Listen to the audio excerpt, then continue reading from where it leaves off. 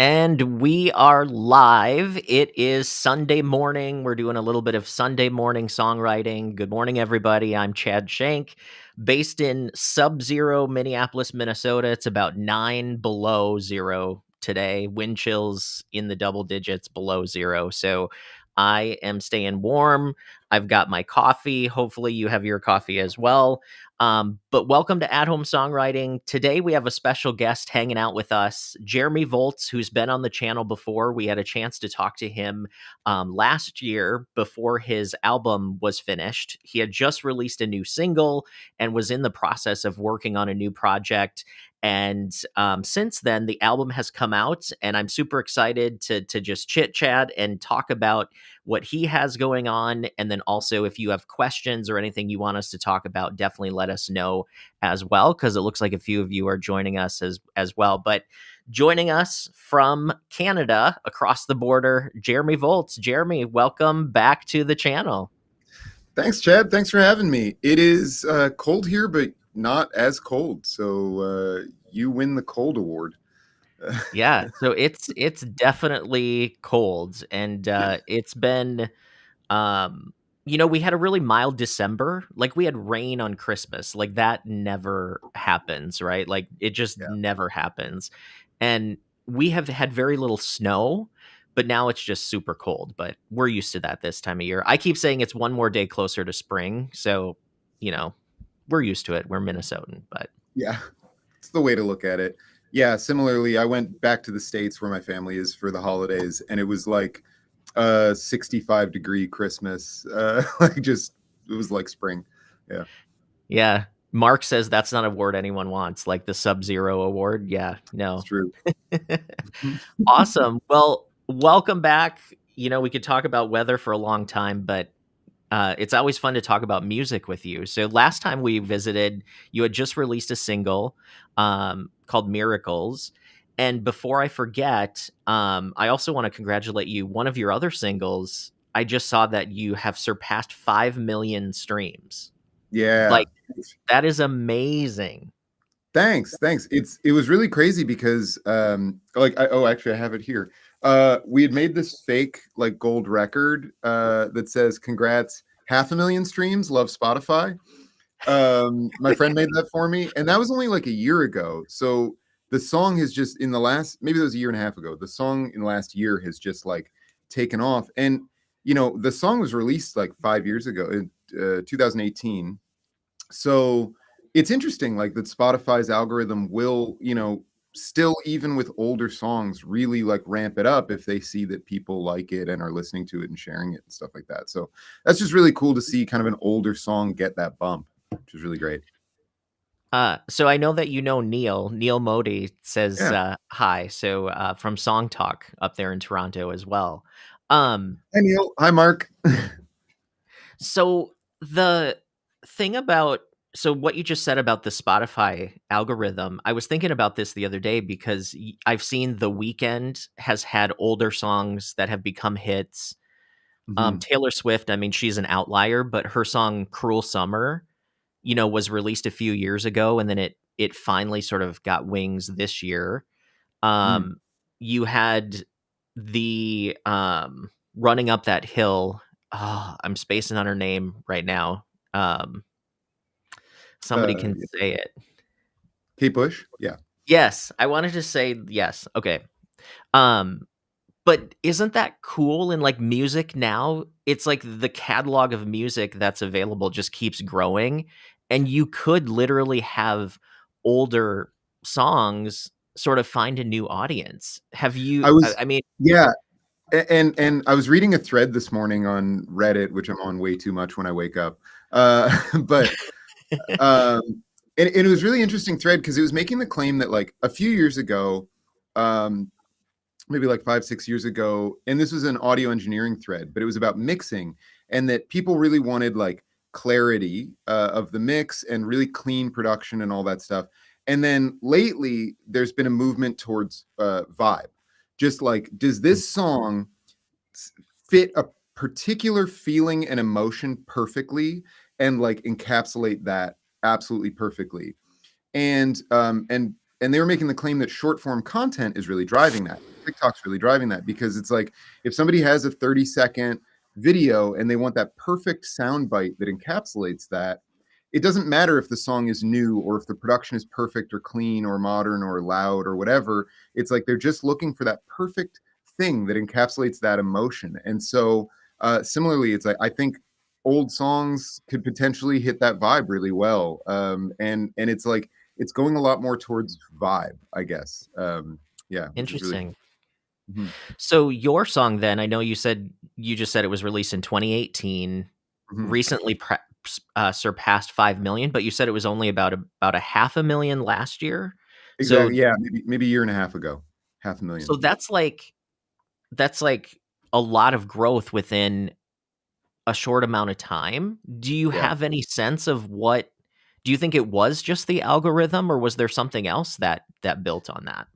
Yeah, I mean, the original growth of the song was through a sync label, and so it got placed in a lot of things, and people would find it that way. They'd be like, "What is the song in this background?" And then find it, and that sort of started its initial momentum. And then Spotify's algorithms take note of that. They see that people are finding it from external sources and listening and sharing it. And then this recent growth, like I don't think there was any one specific thing. I'm not exactly sure. I think it's just the algorithm gods like noticing that, oh, this song, people are repeating it a lot, people are sharing it a lot. Like, I guess we should send it to more and more people. And that's really it. Maybe I should say it's because you were on this channel last year, and now you're welcome for the millions of streams that you got. Thank you, Chad. That's definitely it. And it was probably being on Song Talk too, Neil. Neil, that probably helped you as well. Yeah, Neil, it's been a little while since I've been on Song Talk, so we'll have to do that again, Neil. Um, I'm actually gonna be on with them coming up in February, so I'm excited Oh, to nice. do that. That's awesome. Uh, so last year when we talked, Miracles just came out.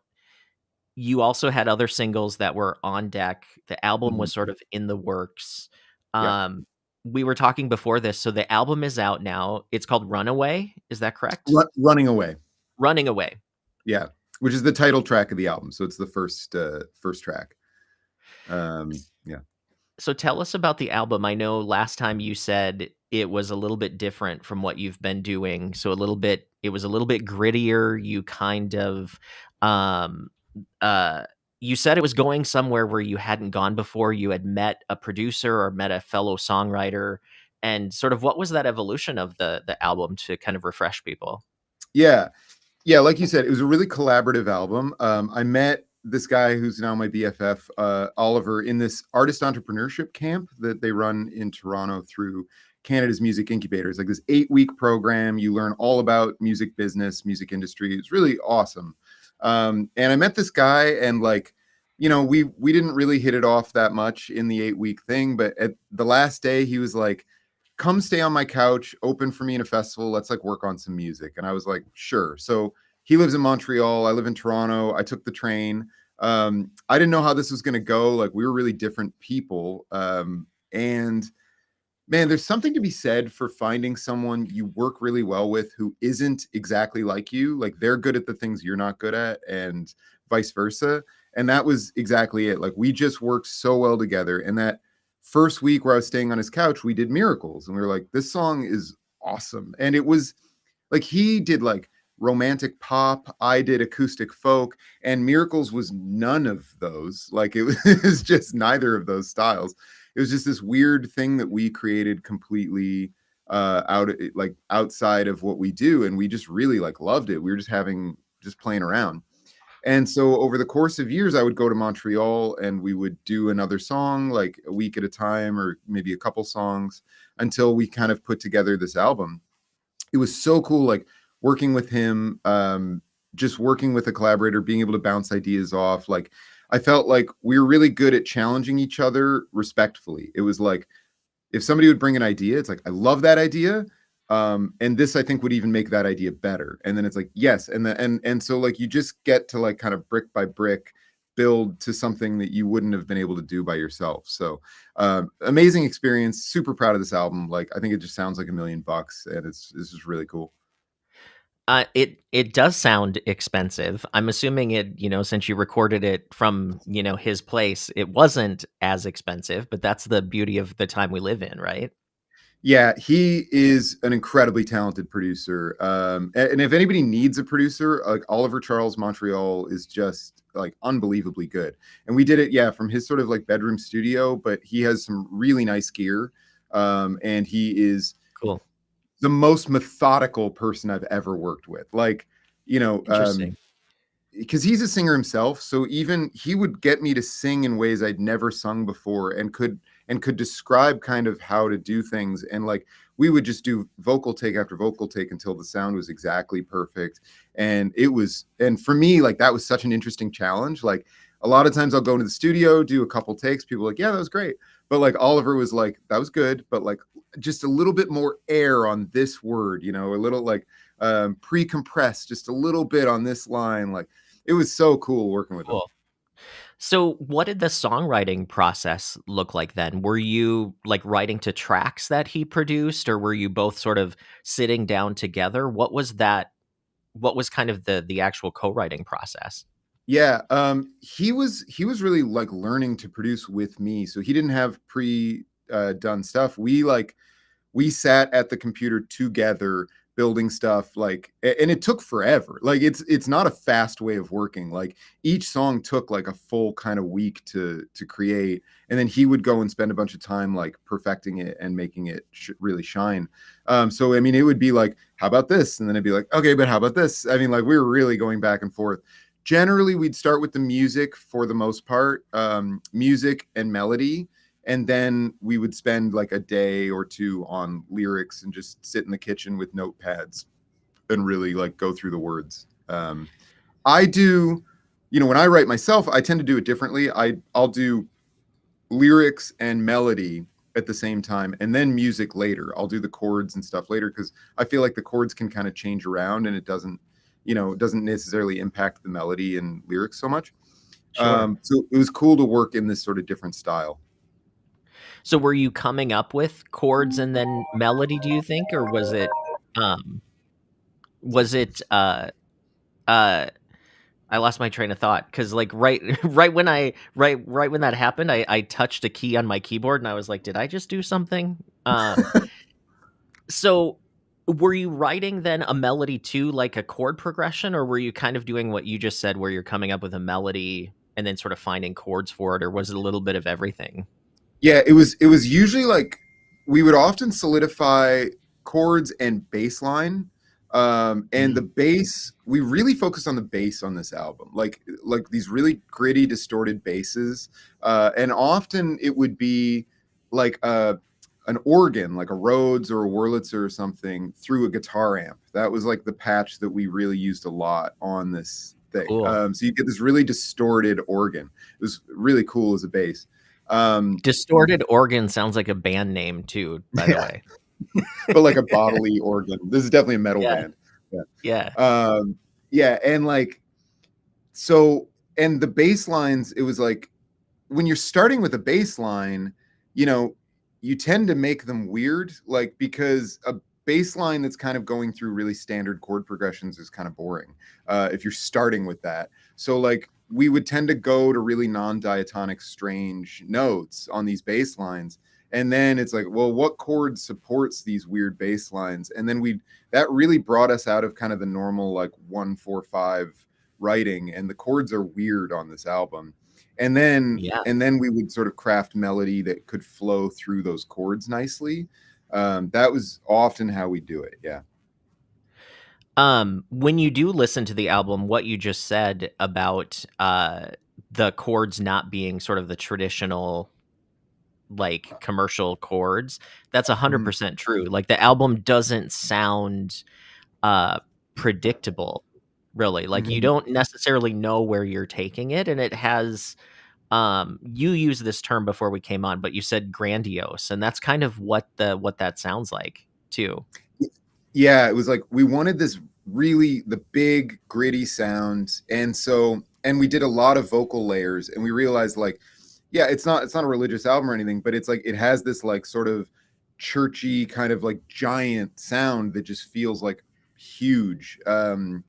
And like I feel like sort of there's a lot of like major to minor sort of key changes kind of things that I also kind of associate with that sound in there. A lot of like diminished chords that resolve in an interesting way, and that also kind of feels sort of churchy, but again in this kind of like giant gritty rock way that I like a lot. Um, So Technic Tone said, "Did you end up with lots of borrowed chords or just chord extensions?" Do you know um, kind of what you yeah, ended up doing? I would say we didn't use a lot of chord extensions because when you're working with like distorted sounds and like edgy, like, gritty sort of stuff, extensions usually just make it sound kind of muddy. Um, so in they can like, it's hard to balance that. Just can sound ugly.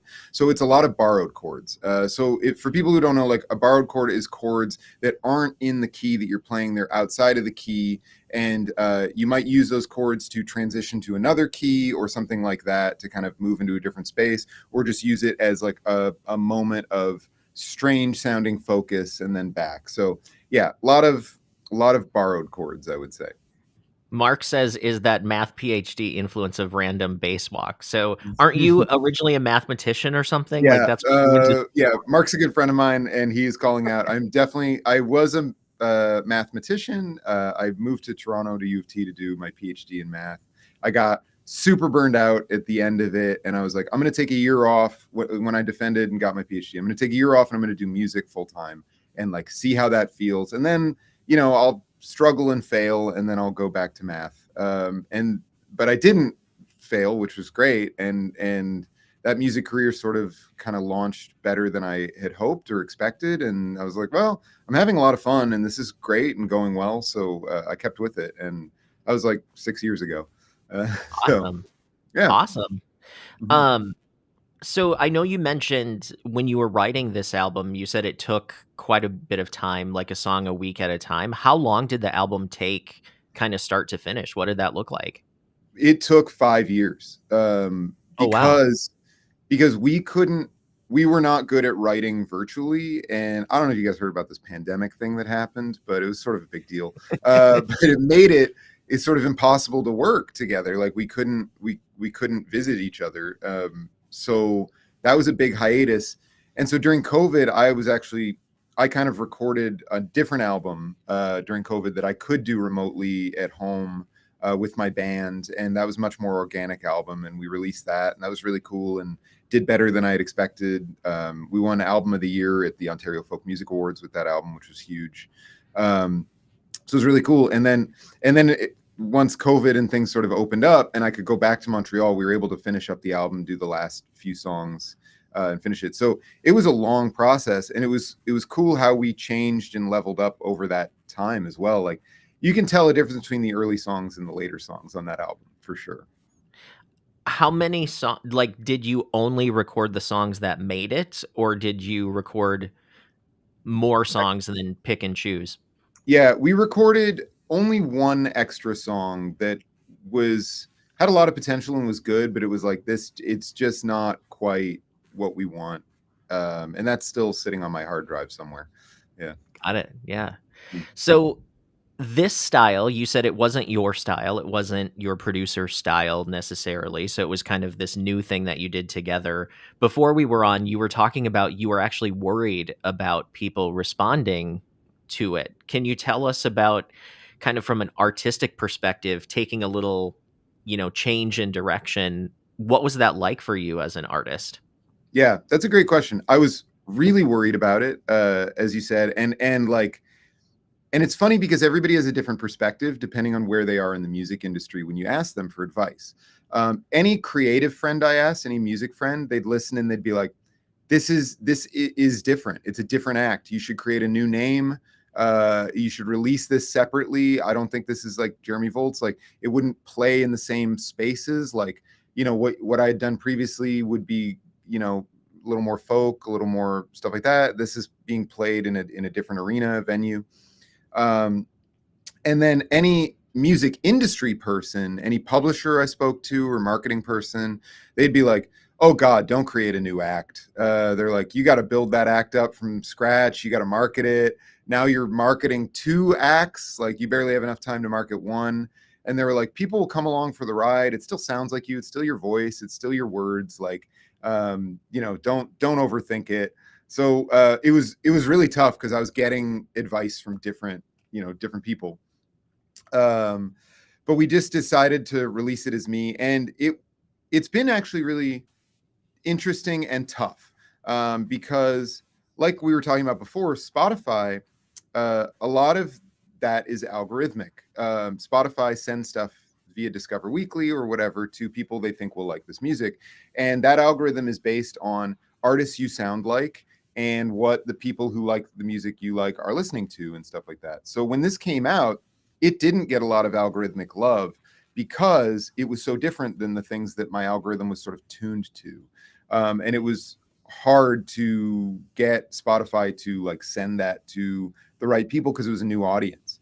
But then interestingly, on Apple Music, where I didn't really have a big anything from my older stuff, this album took off way more than Apple Music ever had for me, because it was kind of starting fresh in a way. And so now, Interesting. like, Apple Music supports this album maybe more than Spotify does. It's weird. Like, we live in a weird time for music. So yeah, but what's been cool is, I have a band, and it's been fun to take these songs and turn them into something that fits with kind of what I do anyway. And that's just been like a really fun challenge, and I like it a lot. And it's cool to show off different styles. Technic Tone says, which artists were you inspired by to create your new style, or what would you say is kind of the similar, or who are similar artists? Yeah, I would say we weren't. What was really cool is we weren't honestly inspired by anybody. Um, at first, like when we sat down, it was like we had the keyboard and we started playing with plugins and sounds, and we're just like, that's cool. And it was only a bass or something. And so we were just really following what we thought was interesting and beautiful, and there was no talk, because sometimes you get in a writer's room and you sit down and you're like, okay, I think I'd like to write something that's sort of like Katy Perry-esque chorus with like a Billie Eilish verse. It was none of that. We didn't talk about anything regarding other artists at all.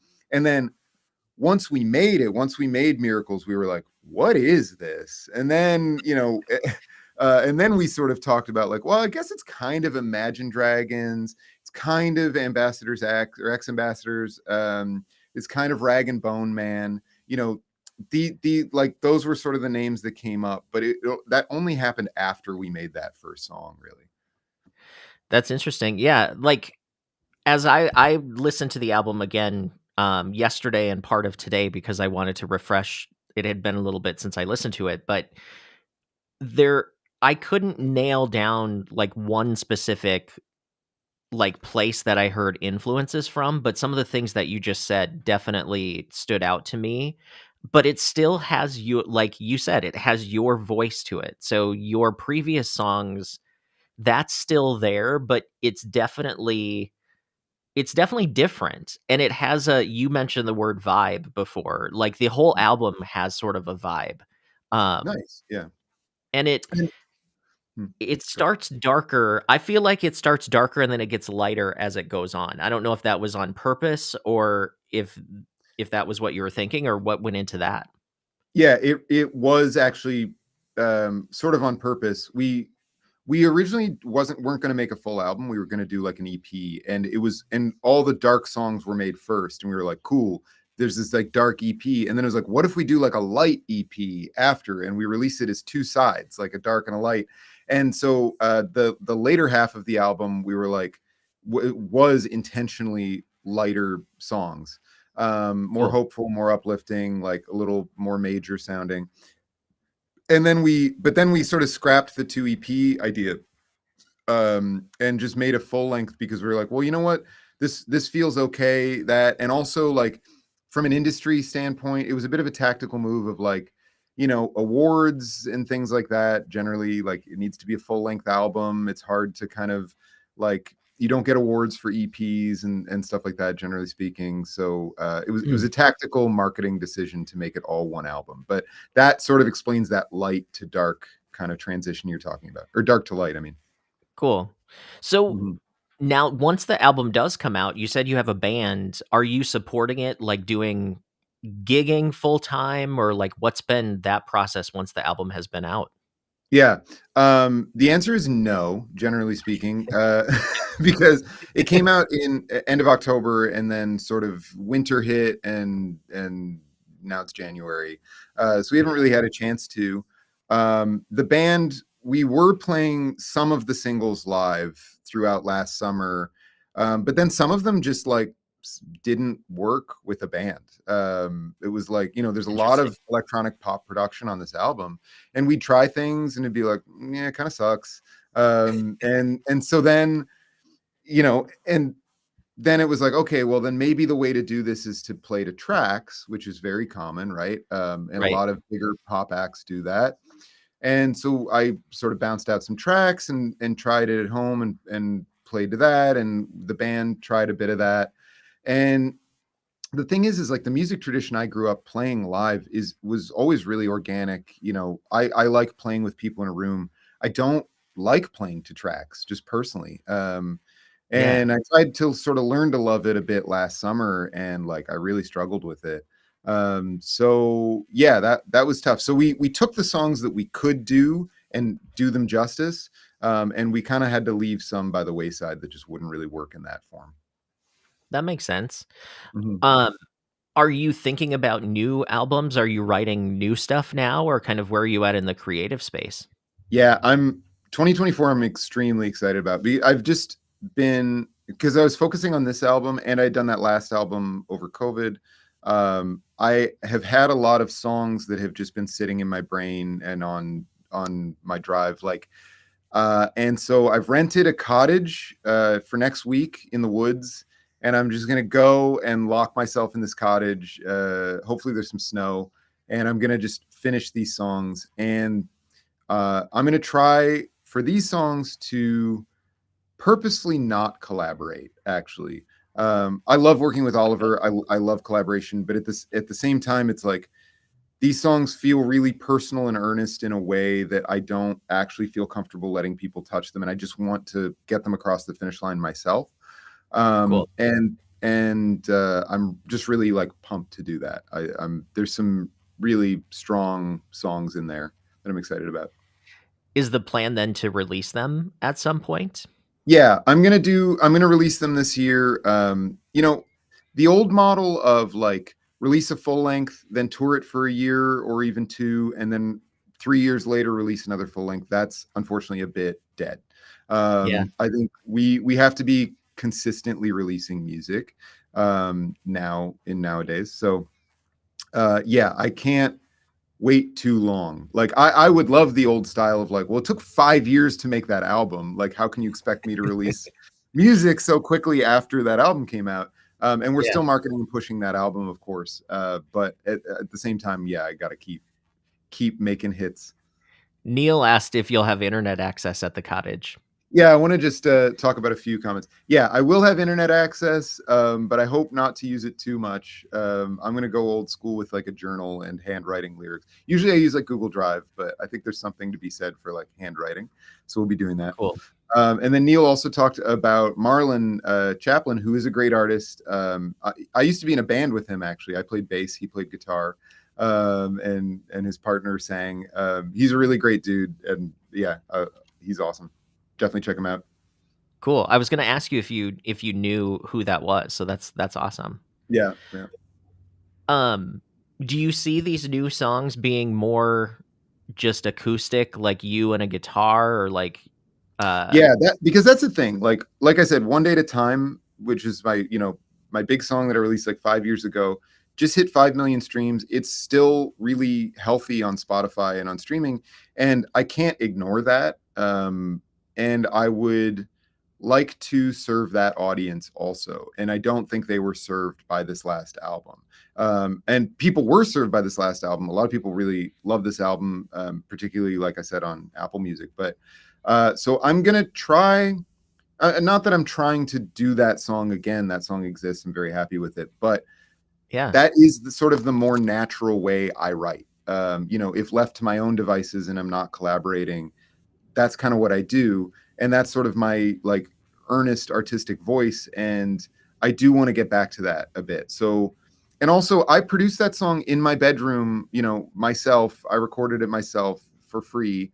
Um, and there's something to be said for the way I make music when I don't have any other influence and just do my own thing. I'm excited to try that out and get back to that again. So yeah, the expect some more acoustic, organic music coming out a bit, and then also I'll be doing some other stuff. I can't stay focused on one thing. So Um, but yeah, I mean, for you, like when you do listen to like your previous stuff and then this album, like there's still a through line to it. So it's still you as the artist, but I love the fact that you're like, this time I'm doing it myself. Last time I did it with a producer. Who knows what the next time looks like? It's like that's the beauty of music now, right? Like it's not back where you had to wait 2 or 3 years before you could, you know well, a lot of times it comes down to money. Either yeah, you have to come up with the money yourself or somebody has to cough up the money, and a lot of times the artist would have to wait for labels to cough it up. But now you can record an album practically on your iPhone. You know what I mean? So, yeah. yeah, it's obviously like an amazing time that we live in technologically to create music. Um, and I've been lucky to have a team. Like the first album was, I did have a label support behind it who was able to fund it. And since I had a publisher that helped fund the Running Away album that we just put out, which was really great. So it's nice to have that external support, but at the same time, so I have to plug a book that other songwriters will probably have heard of. It's called The Artist's Way by Julia Cameron. It's kind of like considered a Yep. Bible for creatives, and it is a difficult process to work through. I just finished my first work through of it, and then I immediately went back and started on week one for 2024. So I'm doing it Awesome. again. And that book is just about like finding out what delights you as an artist, what delights your inner child. And that's the thing. It's like, you can't think too much about what other people want to hear from you or what you've done before or what will fit current market trends or whatever. You really, a true artist, I think you really just need to be delighting yourself. And then recognizing that if you're delighted by it and you love it and put everything you have into it, other people will too. So in October, I had COVID, and Mm. it sort of messed with my voice. Like since then I have not been able to sing as well, so I've been really, like, self-conscious about, like, everything I've been doing, and I feel like it's not as good as some other things.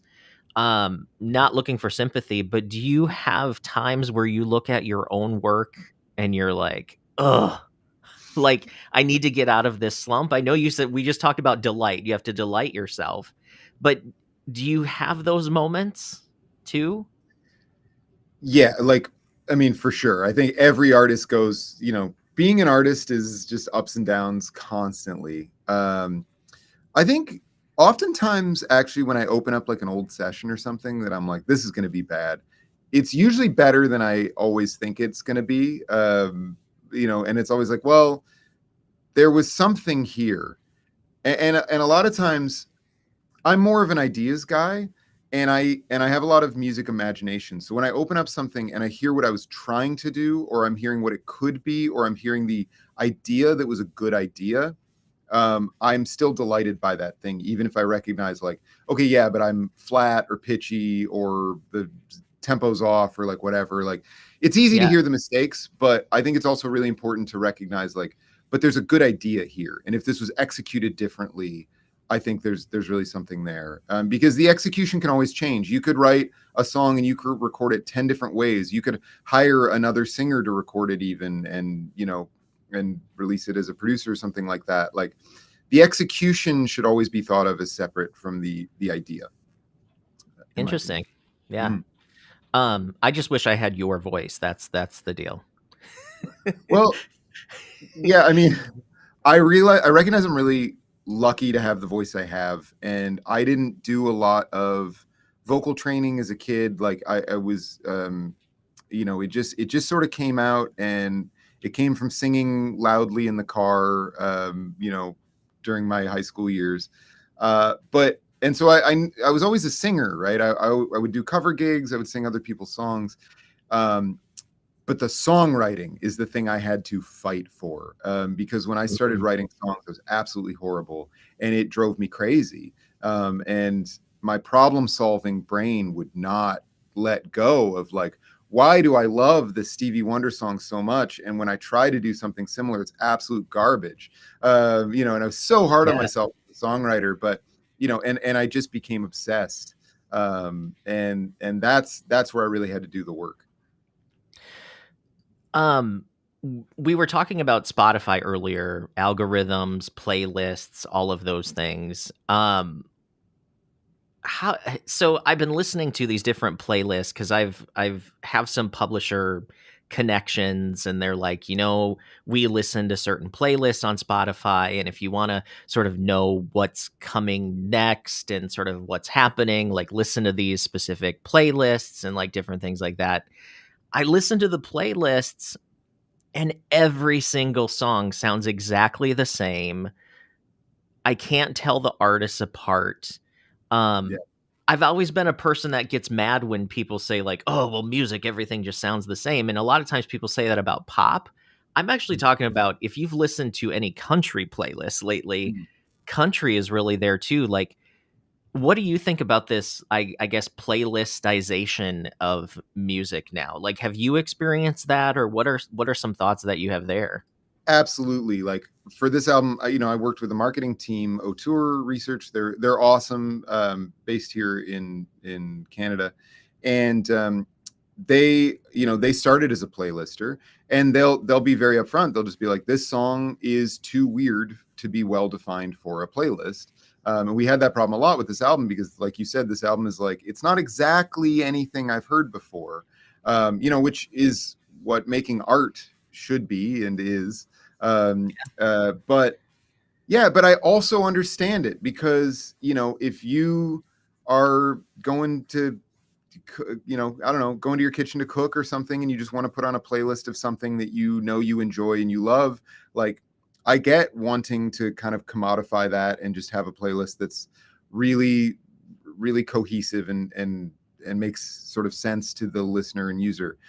I think they're separate things. I think if you want to chase the playlists, you can, and that is a thing you can do. Maybe you have one song on your album or two songs on your album that are going to nail that, and you can focus on that. But also, as artists, like, the playlists are probably not going to build your fan base much because people are just listening through them. They're not even looking at the names of Mhm. the artists. They're not looking at who wrote that. So it'll get you plays, but it won't get you fans. And I think if your goal as an artist and a musician should be to build a fan base and a community, and those people love what you do because they love what you do. And that's just a really different strategy. I think both are, like, okay and valid. They're just different, and probably you should do a little bit of both. Um, Looks like somebody said Rick Beato just did a video on why all music sounds the same now. I'll have to check that out. I Oh yeah. haven't seen that. What else we got? We got some other comments here. Mm. It sounds similar to how people say that you have to fit a specific genre. Maybe that's because of playlists. Genre actually sort of came about because of radio, right? Like they had to figure out where do you play this, or how do you start to like reach an audience. Um, so Mhm. the thought process here, and I don't know if you've read the book by Rick Rubin, um, the The about Creative Act. creative. What's that? The Creative Act, I think is the Yes, name of have it. you read Yeah. that? My dad Um, got it for me for Christmas, and it is like sitting on my shelf, and I have yet to crack it because I've been working through The Artist's Way, which is its own beast of a book.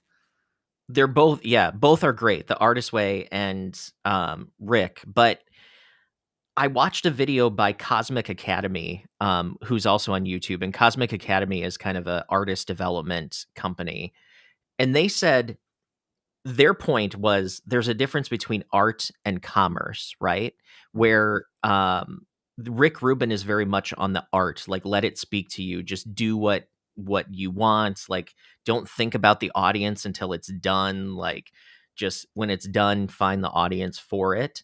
But at the Mhm. same time, that doesn't work so well when you are a musician trying to make money with your music. You kinda have to make the food that people wanna eat, right? Like, you sorta have to do that. So there's this line of, like, art versus commerce, and the most artistic doesn't always win the money game.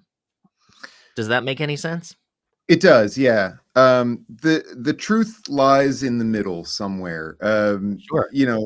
Because like as if you're chasing things that you think will sell, you're always going to be behind because you're always going to be Yeah. making something that already exists. And it's like, I got when was first writing music, and still sometimes I get compared to John Mayer a lot, and it's like, and I appreciate that, but I also hate it because, like, well, John Mayer already exists. We don't need a copy John Mayer. The world doesn't need that. If I chase that because I'm like, well, John Mayer writes really good songs. People love that. I'll just do that. Um, I'm not really contributing anything, and I would have a hard time selling that. Instead, if I can make something novel, but not just novel for novelty's sake, but novel because it doesn't exist and people want it to exist and I want it to exist. And I'm making something that I believe the world needs and wants because I love it and because it's not out there already. Then I think that's saleable. I mean, if you think about any small business, right? The small business that creates a thing that didn't exist before that people love and solves people's problems, they will do great. All right. Yeah. Like if you think about, all of the disrupting small businesses, it was something that didn't exist before. It wasn't a copy of something that already existed. So like I don't know. I mean, I think you should create great art, and then if it's great and fills a hole in the world, you'll be good. Awesome. Yeah.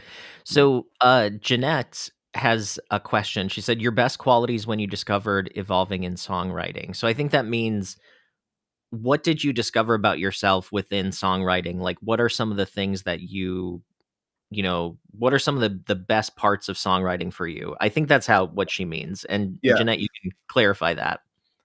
Or like, yeah, how did that evolve kind of? Yeah. Yeah, like I learned a lot when I would first try to write. Man, like there's so many lessons that I learned over the 7 years that I've been focusing on songwriting. Um, the main ones are like realizing what you're good at and what you like and resonates with you instead of what people want or what you think songwriting should be. Like I learned, and it took me a long time to learn, I don't like and am not good at metaphor. Just straight up, I don't write with metaphors in my songs. I tend to write and enjoy really conversational slice of life moments. I like painting a scene. I like thinking almost as like a filmmaker of like what are the shots and a song kind of taking you through shots instead of more poetic metaphorical lyrics.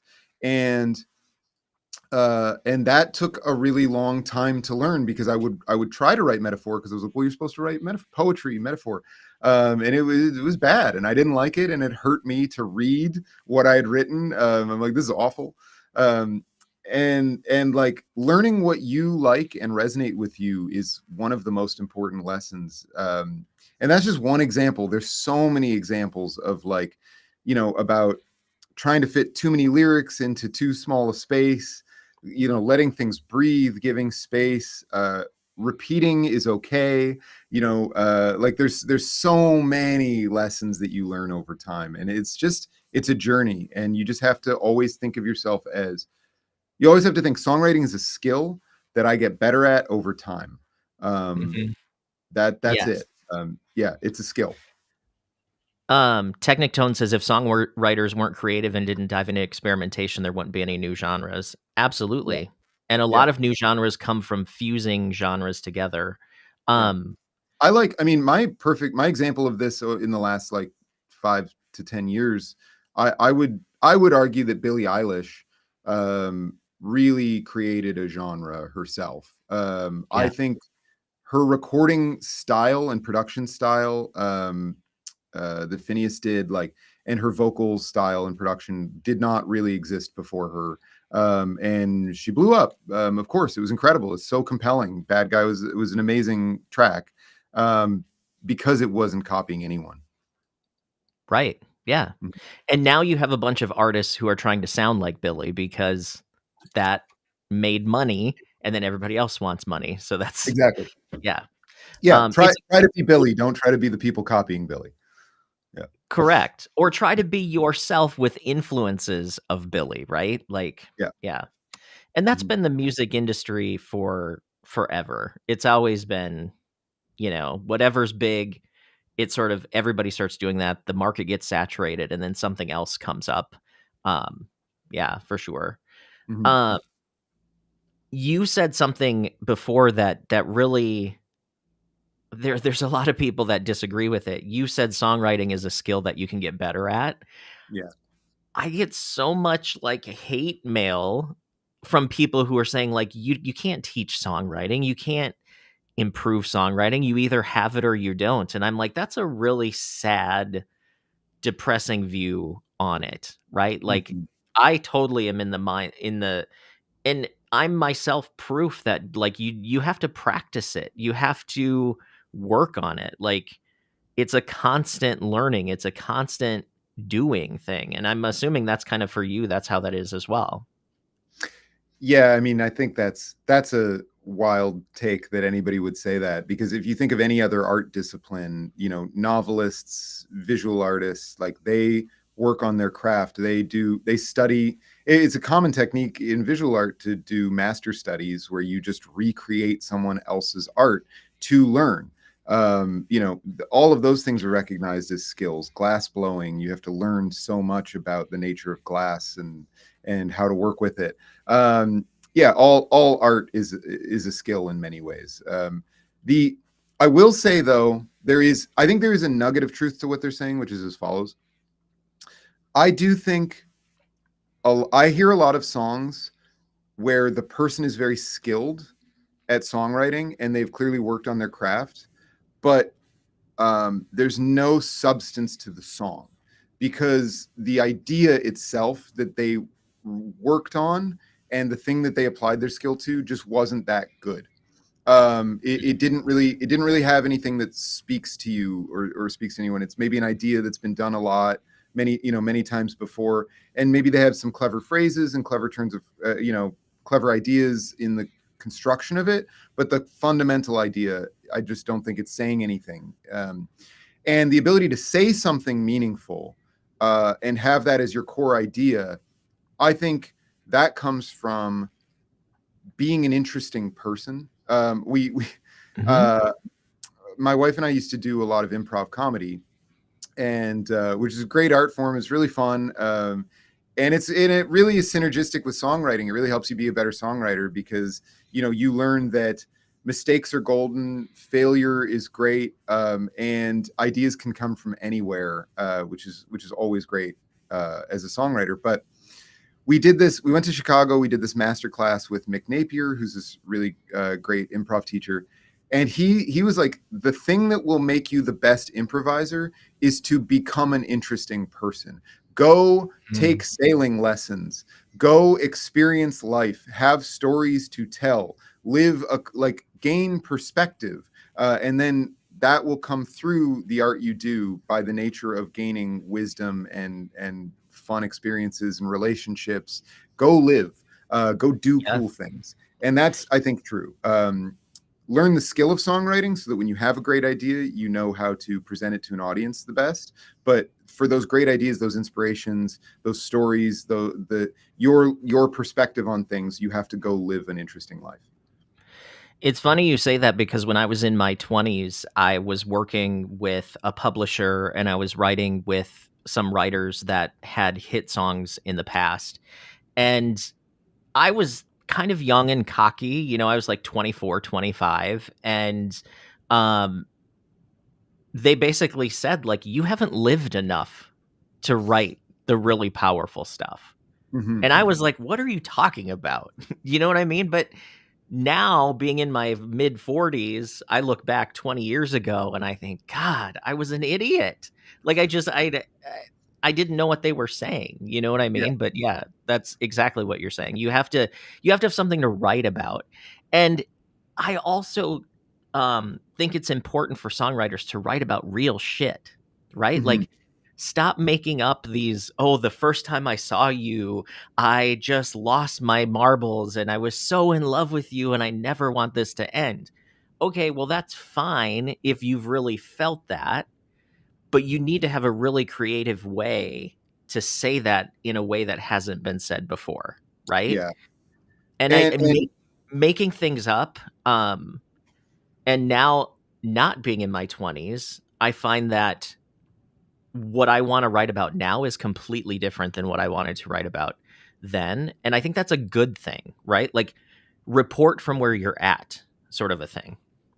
I I completely agree. I think like obviously we say truth in songwriting, honesty in songwriting is key, but also I was just talking to a friend about this. Like I really try to put real details in the song. I think details are key because again, I think of a lot of times I try to sort of songwrite as kind of a filmmaker a bit, and I envision the scene, and it's a lot easier to envision a scene that you've actually lived and you remember the details. And a new song I'm working on that I'm really proud of. It's about you know, an old friend who I miss, and it's just I just wish you were here sometimes. That's the you know, and the first verse is I know we had plans to stay in each other's lives, buy two houses together, come over every night, share a car, raise our kids at the same time. But life happens Mm. fast. We went our separate ways. You moved across the country in search of better pay, and I can't blame you, but man, I wish you'd stayed. Um, and all of that, thank you. All of that is incredibly honest. It's about a specific person. And the second, but then I was struggling with the second verse, and my wife helped me because this friend and I, like, we had this thing where like he was going to a costume party and he borrowed my shirt. And it was my favorite shirt. So I was like, I want it back. And then he kept it for 10 years. And until like finally he, you know, and he'd moved away. And then finally he like mailed it back to me. And it was completely ruined because it was clearly his favorite shirt too.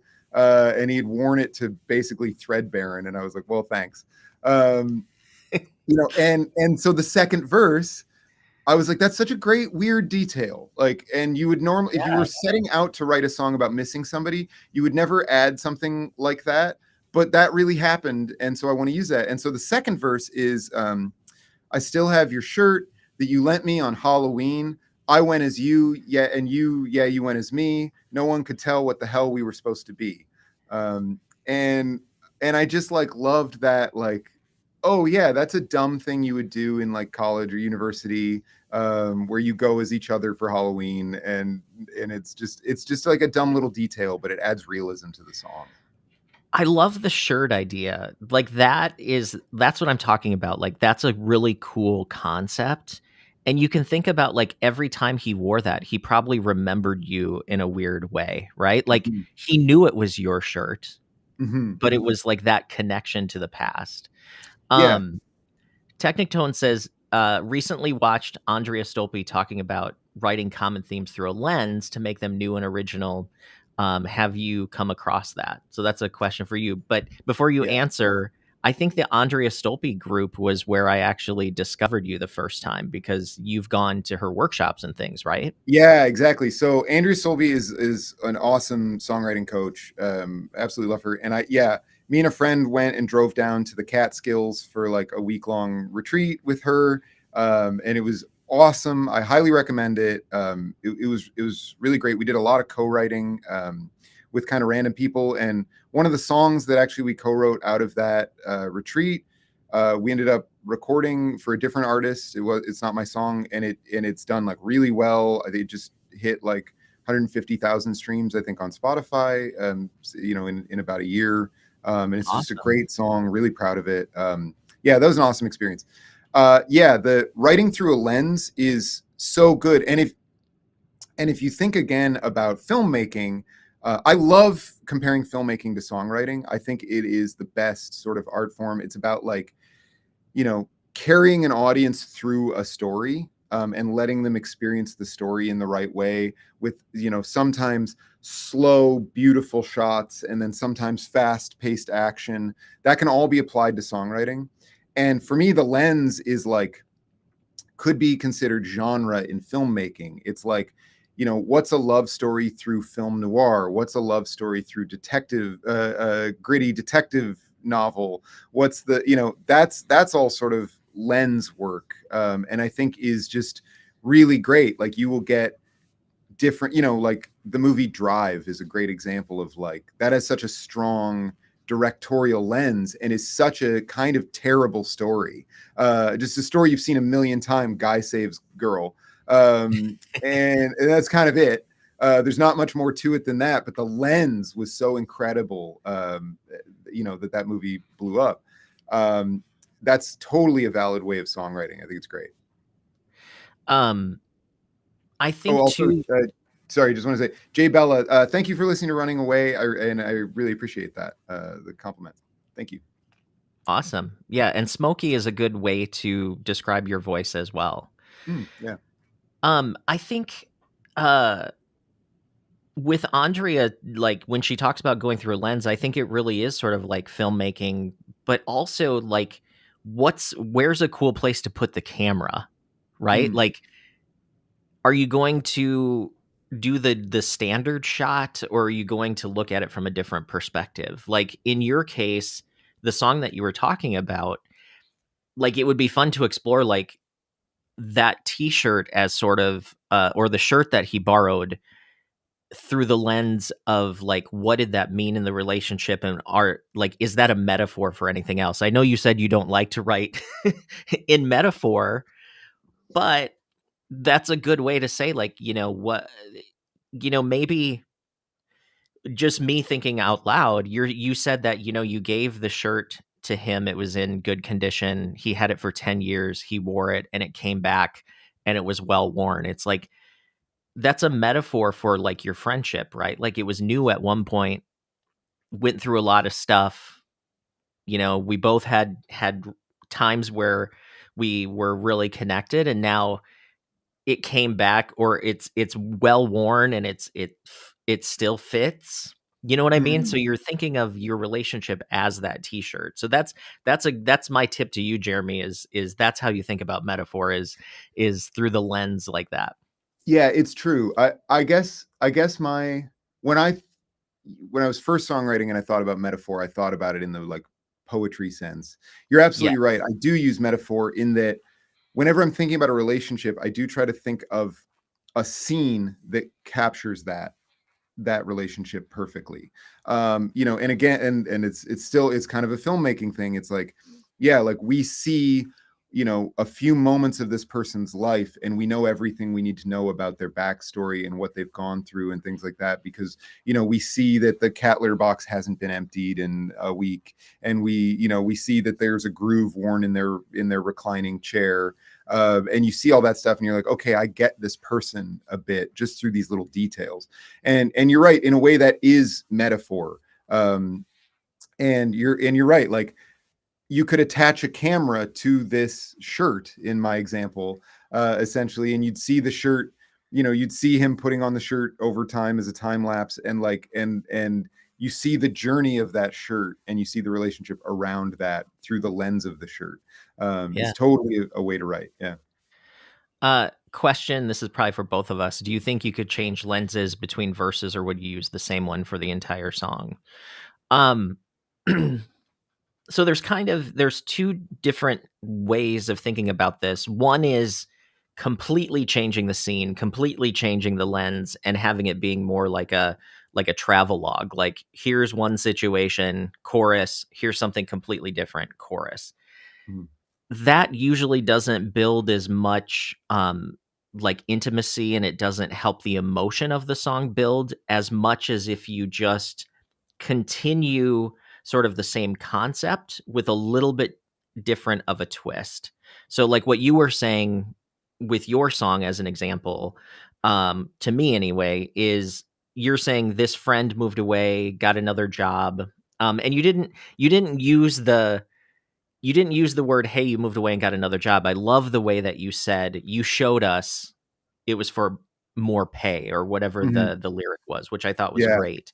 Thanks.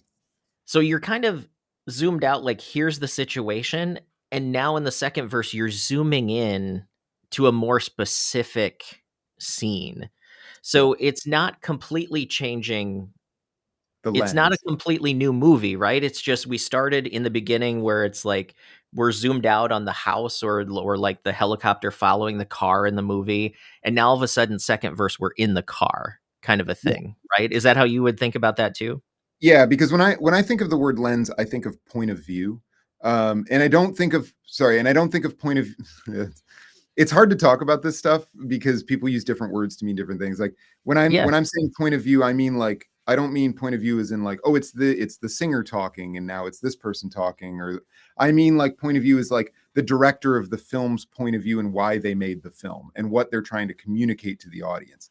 Yeah. And that point of view, the point of view of me as the artist trying to get something across, that lens is not changing, which is like, you know, the song is nostalgia, remembering good times, not blaming anyone, but just wishing that you were here and showing and communicating to the audience how comfortable that relationship was and how meaningful it was and how I still think of them often. And that lens through these showing these little memories, these little snippets of our lives, that's not changing, even if the memories I'm showing are different or exactly it's like jumping from exterior shot car night to interior car day. Like the shots are different but the point of view is the same, the lens is the same. Did you study filmmaking? Have you done films in the past, or is it more just kind of your awareness? Yeah, good question. I bought a camera over COVID and then started doing started doing little like short films and stuff like that and realizing how much I don't know. Again, it's sort of my songwriting journey and being frustrated as to like, well, in my head I thought this would be good and it wasn't. And so then just having to learn a lot.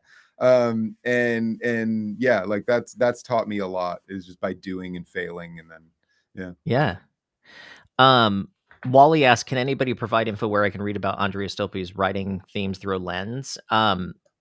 I would say get her book. She has a book, called 10 Steps to Storytelling or something like that. It's 10 steps something, but on her website too, andreastolpe.com is where you find all of her stuff, but I also highly recommend her retreat as well.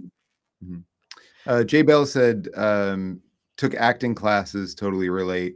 Yeah, acting classes and improv like are great. It's like acting is like embodying a character and a point of view that isn't your own to tell a story. And like that is an incredibly useful skill in songwriting, obviously. So like, yeah, songwriting can be you might become a better songwriter by not focusing on songwriting a little bit and focusing on something else that can sort of synergize those skills. And like acting is a great example, improv is great, all sorts of hobbies can help. Yeah. So when you're writing a song then, especially for when you're writing a song for you as an artist, like, do you see it as yourself telling us something, or do you see it as a character telling us something? I see it as myself Okay. now. I've written as a character. The song on the last album, "Feeling Down," which is the last song on the Running Away album, and we're really proud of it. Oliver and I wrote because Oliver's partner, her aunt was passing away, and we wrote it kind of from the perspective of her family, like the family that was sort of left behind. And it wasn't exactly our story. We really tried to put ourselves in that shoe and write it from an external perspective. Um, but you still are always going to put a piece of yourself into it, even if you're writing from another character. We've all experienced grief. We've all experienced loss. We can all put that into words in some ways. Um, so that was, I have done some of that and it's worked really well. I love that song. But generally now I tend to write more as me, talking to people who are actually in my life, and are things that I would like to say to them. because I Mm. find that's the strongest way to write personally for me. Um, I always have things unsaid to people that I care deeply about because I don't have the courage to say it to their face. And opening up the email on your computer and writing a fake email of all the things you wish you could say to somebody, not sending it, and then going back an hour later and taking lines from it. There will be so many beautiful lines in that email, that you can turn into a song. That is my favorite songwriting tip. Because your audience hears that honest communication and it resonates. The urgency of it resonates. The like cutting through the crap to get to the point, of what you're trying to say to someone. That I don't know, like that's it's just honest, and it's a really good way to write songs. It's funny that you say that actually because I am a big fan of Diane Warren. Of course, she's written a ton of hit songs, in the past. But I always felt like her songs felt like personal letters to me. And that's a really great tip. If somebody was not writing that tip down, they should have written that down because that makes me want to do that more. Is like just write it as if it's a letter to someone because that's really what songwriting is it's communication. I think we do make the mistake of thinking about it as poetry and the fact that we're trying to make metaphorical flowery language, and that's not what really connects with people at all. It's when you can be very specific, direct, and actually communicate emotion, Yeah, too. and there's no rules also, like, right? I Right. mean, that's my style. I really like the like direct speaking to you kind of style that's very conversational, like your friend would speak to you. And I love that. That resonates with me. That might not be your style. That's okay. You have to find your own style. But it's I think it's always worth trying someone else's style because you will level up as a songwriter. You'll be like, well, now that's a skill I have that I didn't have. And you might not use that muscle because you might be like, I don't like that. Like, I worked on writing metaphor John Mayer style for a long time before I realized, like, I don't like this. It's not my voice. But it made me a better songwriter for sure to study his music. So, like, try anything, try a different thing. It will not screw you up as a songwriter. It will only make you stronger Who are you listening to these days? Do you have any, like, people that you resonate with more? as a songwriter. Um, I'm a bad songwriter in that I don't listen to a lot of music. It's actually hard for me to listen to music now because once it's your job, you it's very hard to enjoy music and not just think about the technical aspect of creating music. So any record I put on, I'm like, oh, I love how they mix that and they pan this way, and that's really cool. And like, oh, they did a drop and it's very sparse here. And I don't enjoy it, and my analytical mind goes, but my analytical mind has been making music for 8 hours that day, and I want it to rest and zone out. So I often don't find I listen to music that much, and the music that I listen to a lot, I put on Wolfpack all the time, because it's like I don't need to analyze or think about this. Like, this is just like perfectly executed, just awesome, fun, kind of silly music, that like shuts off my brain in a way that I love. Yeah. It's really good. Uh, I definitely am impressed by songs a lot. And songs that have impressed me. Andrea Stolpe actually played this song, "What Are You Gonna Tell Her," by Mickey Guyton. Mm. That song absolutely blew me away. It's one of the best songs I've heard in a really long time. Highly recommend. Um, at the Ontario Folk Music Awards, I heard the song "Seeds." Um, which was so good by, oh my god, Julian Taylor. Julian Taylor is a Canadian songwriter, awesome dude, and "Seeds" is an incredible song. The line, "They tried to bury us, but they forgot that we are seeds," uh, like gave me absolute chills. I was so impressed by that song. So I won't necessarily put those songs on to listen to, but I'm just impressed by them. Those are two songs that really stood out in the last year. Here's a good question for you. Do you think people find their own writing style through writing a lot of songs, or is there something else that people can do for that? Mm. I again will plug Julia Cameron's The Artist's Way because the thrust of that book is writing 3 handwritten pages every morning that she calls morning pages. And at first, you start writing those, and it's an anxiety dump and a to-do list dump. And then you get sort of bored and sick of that, and you start writing things ideally that just kind of delight you and tickle you and make yourself laugh and bring yourself joy, and you play around. That any sort of writing is good. It doesn't have to be songwriting. I think actually songwriting can be too prescriptive at times because we have to follow these rules of rhyming and meter and syllables and blah blah blah. And so you lose the forest for the trees. You're too focused on the detail, and you aren't focused enough on what you're trying to say and what would delight you and delight an audience. I think creative writing is awesome. I think absolutely read literature, read novels, read sci-fi, read young adult fantasy, read whatever you like that delights you, but reading and just any writing is great. I do think the more you write, the more you discover your thing Mhm. too. Or at least that's what happened with me is I'm a conglomeration, that's a new word I just made up.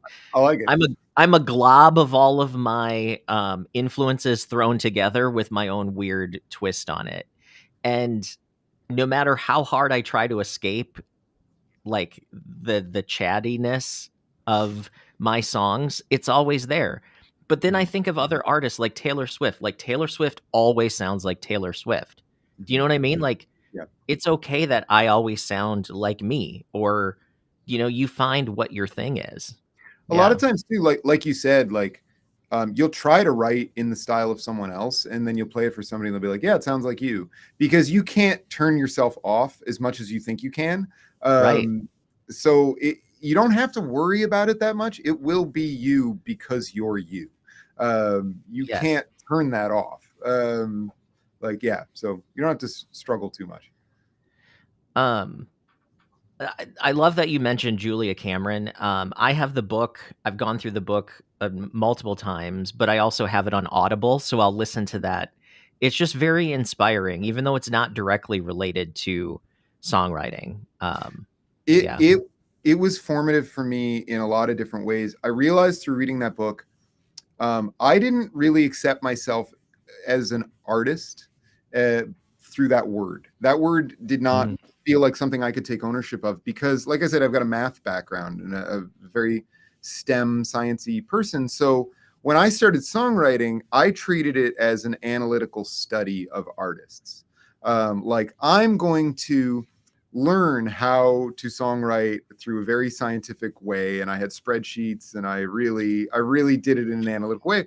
And so I never thought of myself as an artist. I was a scientist studying artists and copying them and trying out what they do. And that was a really dumb way to look at it. Of course I was an artist, of course I had a point of view and something to say, but I never thought of myself that way. And so I didn't do things that fed my inner artist. And Julia Cameron talks a lot about that. Like, she talks about taking yourself on an artist date to go to inspiration, go to an art museum by yourself, and realize that you actually think it's really stuffy and you hate it, or realize that you love it and it inspires you. Who knows? You need to discover your artist self and feed it. It's your inner child and you have to feed it. And I just did not think that way because I was a science math person. And that has been like absolutely transformative. I'm finally like accepting like, no, I'm an artist. I'm not just pretending to be an artist. And that's been huge. Awesome. Mhm. And if anybody else has any questions, definitely put them in the chat. I did want to tell everybody about something that I'm doing coming up in March. So I'm actually doing a 2-day online melody writing retreat. So it's going to be like a Saturday and Sunday. I'm going to basically, over the course of 2 days, give you like everything I know about writing melodies and how to make melodies more catchy, how to make them connect to lyrics, we've got a good number of people that are signing up, but there's still room. Spots are limited, but definitely go to athomesongwritingcourses.com. That's athomesongwritingcourses.com, or use the little QR code here. But definitely check that out, because I think it's going to be a lot of fun. And here's the link across the bottom of the screen too. So yeah, it's online, so you don't even have to leave your house, which is good. So I'm gonna put that in my calendar right now because that actually sounds great. Like melody is people think they're better at it than they are. There's actually a lot of tips and tricks to making your melodies stronger. So that sounds awesome. yeah, I think it'll be fun. Like I truly believe that people don't have a shortage of good lyric ideas. I think most songs that I hear from people that I teach and people that I work with, they have a really good sense of like what would make a good song. But I think the quickest way that they could improve their songwriting is to improve their melodies. I feel like once I focus more on melody, I think my writing improved. You hear a lot of hit songwriters talk about melody being king. I think in some genres it is more than others, but at the same time, you need a hook to hang. And I don't mean hook as in songwriting hook, but like an actual hook that you hang your coat on, right? Like that melody is what the lyric hangs on. And that's the melody is the delivery vehicle of the lyric. So yeah. I my wife, I'd written a bunch of songs, and my wife pointed out, she's like, "Hey, your songs always like go like the notes are always close together. You never like jump to like a high note." And I was like, "What? Yeah, I do." And then I thought about it and I was like, "Oh my God, you're right. I don't like just like start like just have big jumps in my melodies." And that was a blind spot. And I didn't even realize I was doing it. And then it was like, "Oh, thank you." And then I started incorporating that more, and it just made my melodies stronger. Like we all have kind of like blind spots where we think our melodies maybe are like strong, but like you can always learn more about melody. I also think that we all make the mistake of like relying too much on what's the lyric is saying, and we just kind of fit it to however it sings the best. And sometimes how it sings the best is not always the best delivery of the message, if that makes sense. Like it Yeah. doesn't there needs to be something else there as well. I started actually through COVID writing like instrumental music, and I would listen to Mm. John Williams because he's the best, and I would just like take the Indiana Jones theme and do the melody like da da da da da da, da and then be like, okay, I want to create a melody that resembles that but is different. Like, what are the notable characteristics of that melody? What makes it good? And I learned a lot from just that, like John Williams, masterclass of melody writing. Yeah. Yeah, Neil says whistle or hum your melody to know if it's any good. Hmm. Yeah, that's one way of testing it out. Technic Tone is asking me about the acoustic foam that's on my back wall. Does it do anything? Um, it's just foam. I would think that it does something. I just put it there because it kind of looks cool, and then I also have some foam in other parts of the place, and I don't know if you can see the strips in the corners. Those are supposedly bass traps, but it's ultra cheap stuff, so I don't know if it actually does anything. But I actually use SonarWorks Reference ID to actually tune my speaker, so it takes some of the room acoustics out of what I listen to while I mix. Um, Nice. so yeah, good question, but it's probably more looks, to be honest with you, but it probably does stop some of the sound as well. Mhm. Mhm. That's a good question. That's a fun question, though. No one's ever commented on that before. um, so yeah, so we've been going about an hour and 20 minutes. We'll probably wrap up here in a few. So if there's any final questions people have, but what's next on your agenda for songwriting and music coming up over the next few months, Jeremy?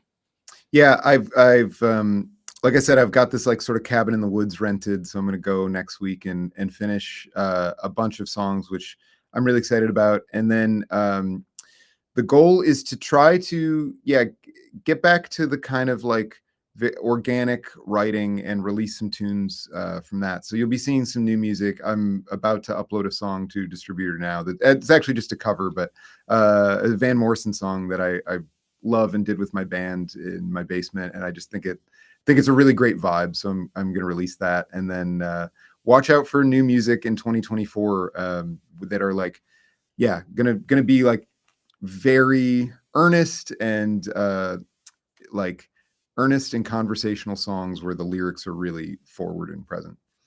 Awesome. And if people wanna check out Jeremy's music, it's on all of the streaming sites, but definitely go to jeremyvoltzmusic.com. You can sign up for the mailing list, which is a good way to keep in touch as Mhm. well. Mhm. Indeed. Yeah. Awesome. Well, Jeremy, thank you so much for coming on the live stream. We'll have to do this again when you have new projects. And thanks for everybody who had questions. Let me just make sure we're not um, skipping anything. Neil says lots to think about, metaphor or no metaphor. Mhm. Um, it just depends on how you want to say things. I think metaphor can be a really good way to say a lot in a short amount of space. Like if you don't have a lot of real estate in a verse or something, um, it's a great way to show somebody something through one object to another, right? Mm. Like, the fog was a cat that snuck through the night. You know what I mean? Like that tells you something without a lot of words. So Mhm. that's one way to use metaphor too, for Mm. sure. Yeah. Awesome. Well, Yeah. oh, Thanks, go Chad, ahead. for having me. This is awesome, and thanks for everybody commenting. Neil, awesome to see you. Technic Tone, Jay Bella, really appreciate it. Yeah, this is great. Awesome. Well, thanks everybody. We're gonna wrap up the stream here, and then Jeremy, I'll hold you on for a second, and we can kind of finish up. But thanks everybody. Have a great rest of the weekend, and we'll see you again soon.